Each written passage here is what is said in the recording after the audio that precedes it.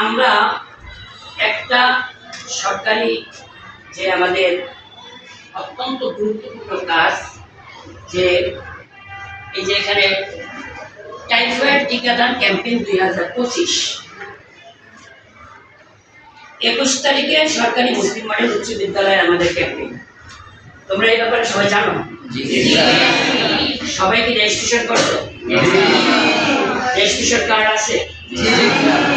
অনেকেরই আছে, অনেকের আছে না? আর কেউ যেমন রেজিস্ট্রেশন করো নাই এমন কেউ আছো?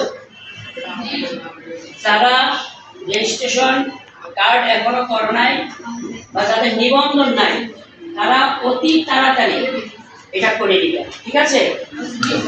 এই বিষয়টা, এই টাইফয়েড বাংলাদেশে এটা একটা ঝুঁকিপূর্ণ এবং বিভিন্ন জায়গায় বিভিন্ন ফ্যামিলিতে এই রোগটা ছড়াইয়া ছিটিয়ে আছে। এর থেকে মুক্তি লাভ করার জন্য গণপ্রজাতন্ত্রী বাংলাদেশ সরকার, বিশেষ করে এই সরকারের যে ভূমিকা নিয়েছেন, এই জন্য সরকারকে আমরা সাধুবাদ জানাই, ধন্যবাদ জানাই। আর বিশেষ করে আমাদের মেহেন্দিগঞ্জে, বরিশালের মেহেন্দিগঞ্জে স্বাস্থ্য কমপ্লেক্সের কর্মকর্তা এই মহোদয় ডক্টর ইমরানুল ইসলাম স্যার এবং ইপিআই আবুল বাশার স্যার সহ সকল স্বাস্থ্যকর্মীরা যে পদক্ষেপ নিয়েছেন, প্রতিষ্ঠানে এসে এসে আমাদের প্রতিষ্ঠান সহ সর্বত্র যে অক্লান্ত পরিশ্রম করতেছেন এই ক্যাম্পেইনের কার্যক্রমের টিকার জন্য, এই জন্য আমরা তাদেরকে আন্তরিক মোবারকবাদ এবং শুভেচ্ছা জানাই। তোমাদের কাছে আমার একটা বিশেষ অনুরোধ কথা, যে এই টাইফয়েড টিকাটাকে কেউ ভয় মনে করবে না। গুজব ছড়ানো, গুজবের কোনো কাজ কথায় তোমরা কান দিবে না।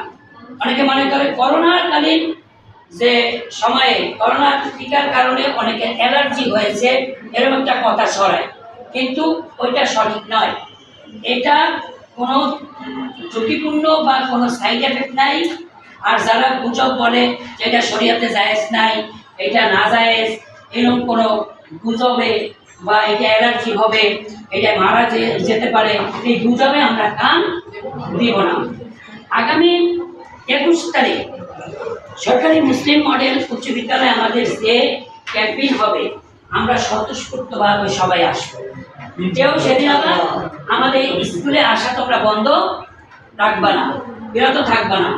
ইনশাল্লাহ আমরা সকলে এই আনন্দের সাথে উৎসবমুখর পরিবেশে টিকা গ্রহণ করবো ইনশাআল্লাহ।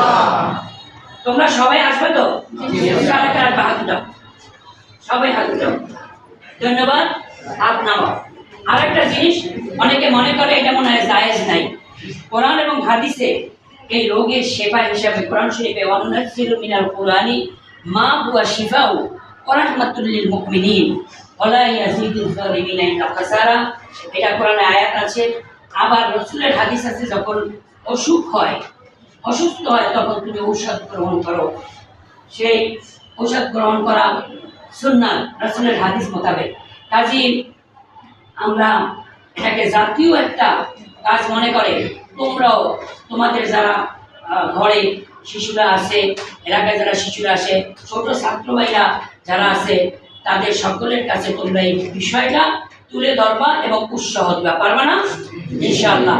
আমার তৌফিক ইল্লা বিল্লাহ। আসসালামু আলাইকুম ওয়া রাহমাতুল্লাহি ওয়া বারাকাতুহু।